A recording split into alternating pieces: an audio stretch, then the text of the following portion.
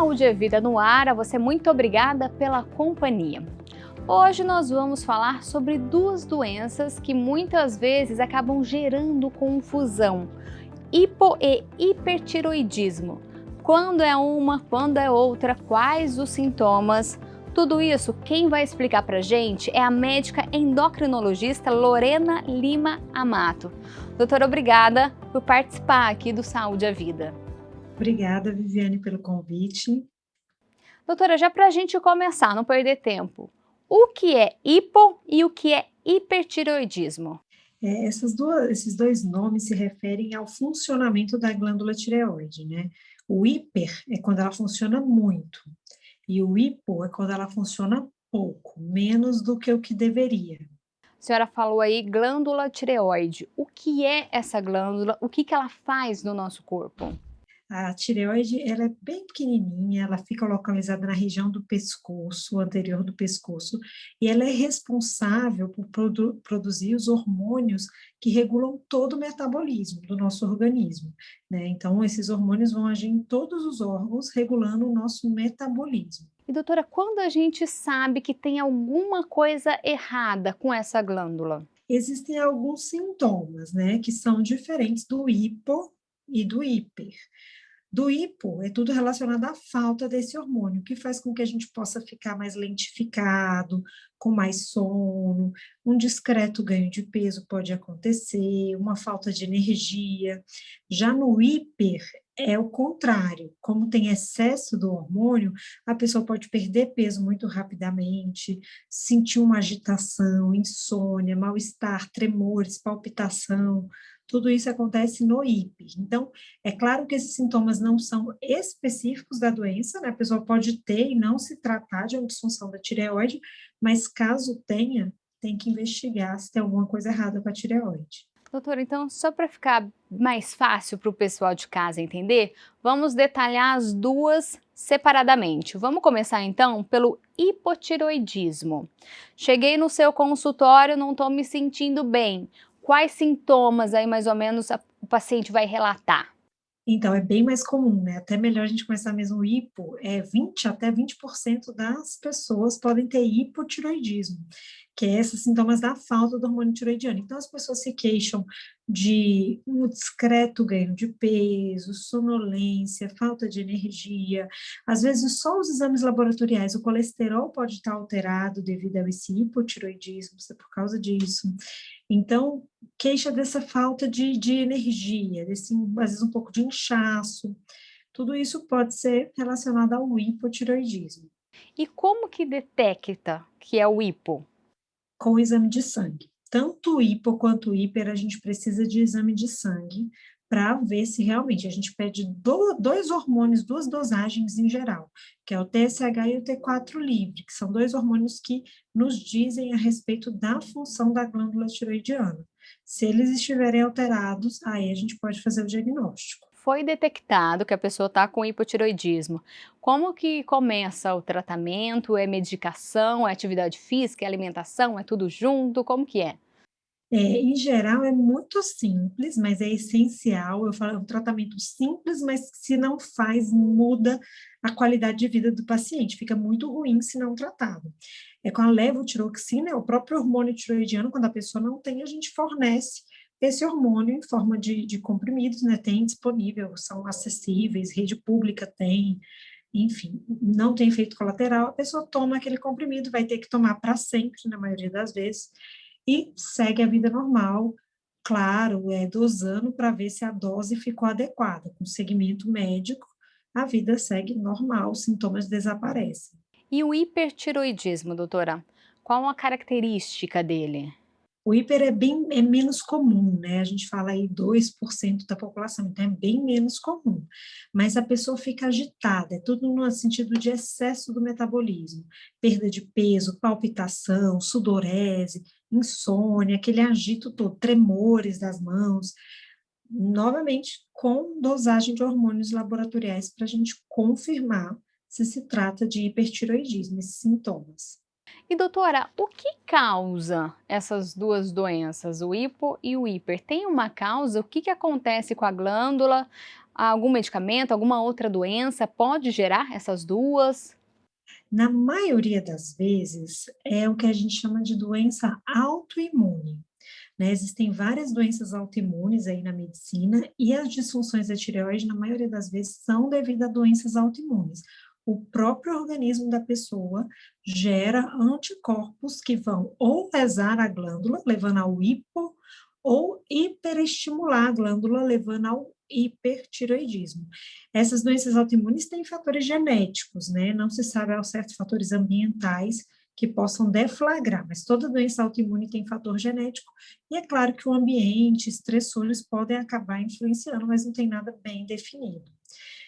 Já existem outras causas, como deficiência de iodo na alimentação, mas que desde que o sal foi iodado, né, porque o iodo é essencial para a fabricação do hormônio tiroidiano. Então, antigamente, a causa mais comum de hipotiroidismo era a deficiência de iodo na ingesta. A pessoa não consumia iodo, ficava com hipotiroidismo, com bócio, aquele aumento da glândula, né? Mas desde que o sal foi iodado, esse não é mais um problema no Brasil, deficiência de iodo. Inclusive, como a gente come muito sal, é comum até o excesso de iodo na nossa alimentação. E são doenças que atingem mais homens ou mulheres? Mulheres, sem dúvida, é claro que homens também podem ser acometidos, mas é mais comum em mulheres. Todas as doenças tiroidianas, nódulos, hipo, hiper, tudo é mais comum em mulheres. E doutora, tem uma faixa etária que elas aparecem mais ou criança também pode ter? Criança pode ter, mas no decorrer da vida a prevalência aumenta. Então, todos os gráficos populacionais mostram que lá, ano após ano, a prevalência de disfunção na tireoide aumenta no decorrer da idade, né? Então, assim, criança pode ter? Sim, mas é muito mais comum em adultos, jovens, ou no início ali de idosos, entre 50 e 60 anos. Doutora, começou a sentir alguma coisa diferente, sempre o indicado já procurar logo o médico, porque se demora para tratar, pode agravar? Sim, com certeza. Além de piorarem os sintomas, a baixa da qualidade de vida daquele indivíduo vai ser enorme, né? E pode haver repercussões, né? Por muito tempo não tratado, existem situações até de emergências. É raro, porque hoje em dia, como as pessoas têm muito acesso, né?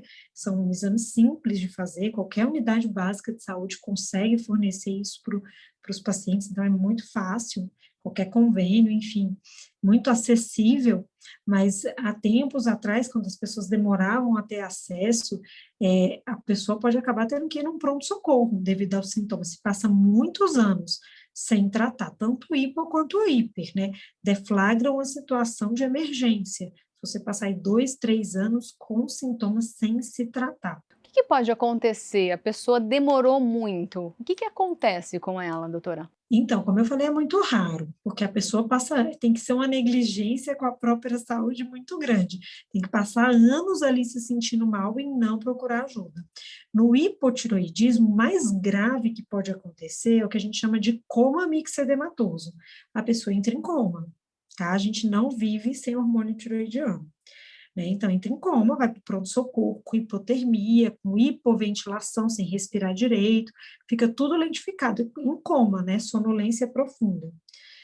E o hipertiroidismo pode acontecer o que a gente chama de crise ou tempestade tireotóxica, olha o nome, tempestade, né? Então, realmente é uma situação de emergência também, a pessoa chega com hipertermia, febre, né? Pode ter até convulsões devido ao excesso desse hormônio tiroidiano circulando sem tratamento. É uma situação extrema, são os extremos, em geral a pessoa já procurou ajuda médica antes, porque não deixou chegar nesse ponto, né? Ainda mais que é muito acessível, a pessoa teve muitos sintomas, então procurou ajuda e não chega a esse ponto, mas se não procurar, são extremos raros que podem acontecer das duas doenças, né? E o medicamento, como a senhora disse anteriormente, só para reforçar, já é o suficiente para combater essas doenças? Sim, no hipo a gente repõe o hormônio que está faltando e no hiper a gente dá remédios que acalmam essa tireoide que está funcionando demais. Então, pode até ser feita cirurgia também, tirar a glândula tiroidiana ou fazer o que a gente chama de radioiodo, que é um iodo radioativo que destrói a glândula tiroidiana. Então, no hiper, né, a gente dá remédios que falam, ó, Dá uma segurada na glândula aí que está hiperfuncionante. Eu até ia perguntar para a senhora, é necessário cirurgia em alguns casos? Sim, principalmente na situação do hiper, né? É mais comum ser indicado. E também existem outras indicações, como nódulos tiroidianos, suspeita de câncer, ou quando ela aumenta muito, mesmo que não tenha nada maligno, se a glândula está muito aumentada por questões locais de compressão, né? A pessoa tem, às vezes, dificuldade de respirar, aquela glândula, não sei se você já viu aquele bócio, né? Aquela glândula aumentada. Então, isso aí tem indicação, sim, de conduta cirúrgica. Já passando a mão nessa glândula no pescoço, onde ela fica, já dá para perceber se ela está aumentada ou não?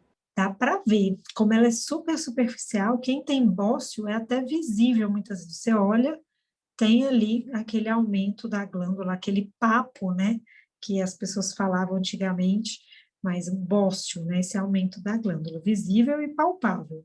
E a senhora disse anteriormente, mas eu queria voltar. Não tem cura essas doenças, doutora? Na verdade, elas têm controle. Falar que não tem cura, o hipertiroidismo, por exemplo, com a cirurgia ou com o radiodo, a gente acaba curando, controlando a doença. Se tira a tireoide, resolveu, ela não vai funcionar muito mais, né? Então, assim, fica nesse caso curada do hiper. E o hipotireoidismo, que é o mau funcionamento, também não tem. A pessoa fica para sempre tomando o hormônio tiroidiano. São medicamentos diários? Como que são esses medicamentos? Sim. Os dois. Para o hipo é todo dia, para o hiper também é diário, quando você opta pelo medicamento, né? Todo dia medicação. E quem faz a cirurgia, doutora? Tirei a glândula. Como que é a vida depois? Como é o organismo depois dessa pessoa? Quem acompanha as doenças tiroidianas é o endocrinologista, mas quem faz a cirurgia é o cirurgião de cabeça e pescoço. Eles retiram a glândula, o nódulo, enfim. Depois que a pessoa tirou a glândula, tem que repor para sempre o hormônio, porque a gente tira ela do hiper e joga ela no hipo, né?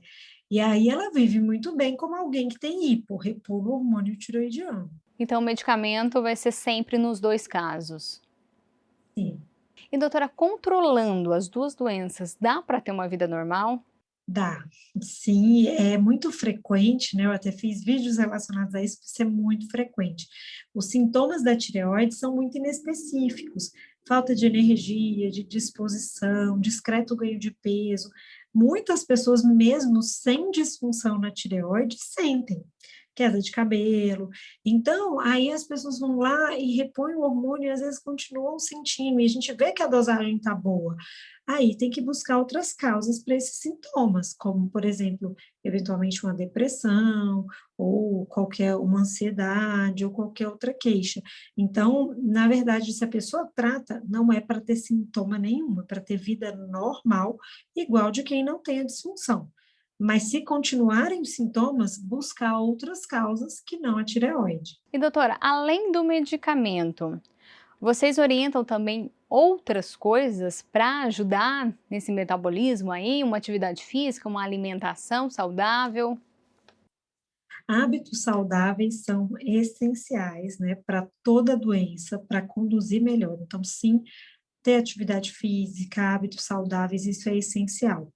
É importante que os pacientes com disfunções da tireoide sejam muito bem informados a respeito de consumo excessivo de iodo, né? Então, aí eu vejo eventualmente algumas formulações que têm iodo, desnecessariamente isso pode alterar a função da glândula tiroidiana, e existem a suposição que alguns alimentos possam aí piorar a função tiroidiana em quem tem hipotiroidismo, como o que a gente chama de crucíferos, né, vegetais crucíferos, que são couve de Bruxelas, brócolis, mas você teria que consumir muita quantidade para isso interferir na função da tireoide. Então, a princípio, alimentação saudável sem nenhuma restrição e hábitos de vida saudáveis, como para todas as doenças.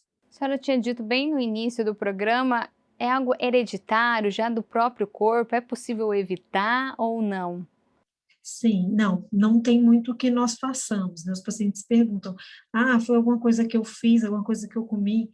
Não, a única coisa que pode evitar a disfunção é a ingesta adequada de iodo, que no nosso país isso não é um problema definitivamente, né, com a iodação do sal, não é um problema. Se não tivesse a iodação do sal, eu ia falar, não, tem que ingerir iodo em quantidades adequadas, mas esse não é um problema no nosso país, então não tem nada, pode vir aparecer em mim, em você, em qualquer um, sem a gente ter feito, não tem algo específico que a gente possa fazer para prevenir. E doutora, a gente está aí num período de pandemia. Pessoas com hipo ou hiper são mais sensíveis à Covid? Tem algum estudo, algo que já fale sobre isso? Sim, as sociedades, né, de endocrinologia americana também já se posicionaram que não tem nenhuma particularidade para o paciente que tem hipo ou hipertiroidismo. Eles estando bem controlados de suas doenças, que tem que estar, né, seguindo com segmento médico, isso independente de pandemia ou não, eles vão ter evolução como de qualquer outra pessoa, caso tenham aí infecção pelo coronavírus. E doutora, para não ficar dúvida para o pessoal, começou a sentir algo diferente, um cansaço, uma insônia ou muito sono? É bom já ir ao médico, porque pode ser uma Sim, dessas duas doenças. começou a sentir palpitação, agitação, sonolência excessiva, mal-estar, tem que procurar ajuda profissional, sim. E a senhora tem alguma orientação, algum conselho para quem convive com essas doenças, para quem tem? Hábitos de vida saudáveis, não deixar de tomar o medicamento diariamente, que eu sei que é difícil, né, todo dia, mas realmente isso é importante, aderência, e não deixar de ter um segmento regular. Às vezes o paciente tem aquela doença a longo prazo, fala, não preciso mais fazer exame, já estou com essa dose, e precisa estar sempre checando se a dose está certa, pelo menos semestralmente, ou no máximo uma vez por ano, tem que fazer uma avaliação se está tudo ok com a glândula, mesmo que você já tenha aí de longa data essa disfunção. E os exames são simples, né, como a senhora disse. São acessíveis, simples, sem qualquer problema. Dá para todo mundo se cuidar, então. Com certeza. Doutora, a saúde é vida já está acabando, passou muito rápido essa nossa conversa. Queria já te agradecer por topar bater esse bate-papo aqui e já deixar o convite para um próximo tema. Sim, perfeito, aceito, muito obrigada. Tem muito assunto interessante na endocrinologia e a gente pode estar aí conversando e ajudando a transmitir conhecimento, né? Que informação é saúde. Com certeza, então a gente vai combinar sim um próximo tema. Você de casa fica no aguardo. Logo, a doutora Lorena vai estar aqui de novo com a gente. A você de casa, muito obrigada. A gente se vê no próximo Saúde é Vida. Se cuida!